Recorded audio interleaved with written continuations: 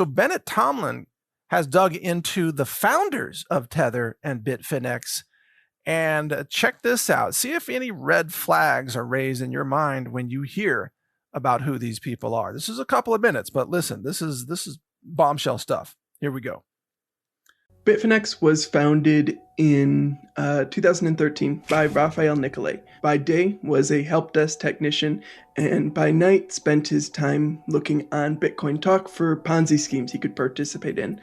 Famously, he lost a bunch of his Bitcoin in the Trendon Shavers Ponzi scheme, which was later brought down by the Department of Justice. And then he tried to start his own high-yield lending program, where people could lend him their Bitcoins, and he would use what he called arbitrage to earn them a guaranteed 2% per week on their Bitcoins. After people were not interested in giving their money to a Ponzi schemer, he decided to start BITFINEX. He was later joined at BITFINEX by Juan Carlo Davasini, currently the chief financial officer for both BITFINEX and Tether, who previously was a software pirate. He got in trouble for selling pirated Microsoft software. And that was a lot of money, wasn't it? Like that he got in trouble for. No, it was a relatively small amount. It's a currency conversion factor, makes it seem bigger than it was. It was like, I want to say it was like 18 million lira, which at the time converted to, I want to say like 100,000 USD. So it was a relatively small fine for that. Yeah, and so then they were later joined by Phil Potter, who for a long time was the chief strategy officer of BITFINEX. He came from the New York financial scene. He was once profiled in a New York Times piece where he bragged about his wealth and how much money he was making. And very shortly after that, he lost his position at Morgan Stanley.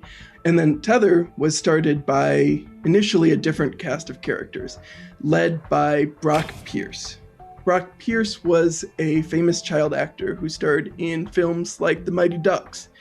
He's more known for fleeing to Spain with indicted child sexual predator Mark Collins Rector, where both of them ended up getting arrested in a house full of child pornography.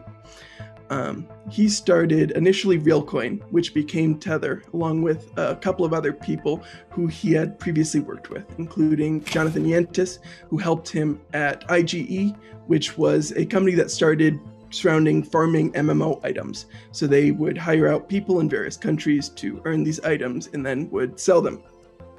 Secondary market. Yeah, and then Realcoin was bought out by BITFINEX and became Tether, and when it was incorporated, had basically the same executive team as BITFINEX. Okay, so there's a little overview of just some of the people behind this Tether stablecoin and BITFINEX. And I did not know any of this until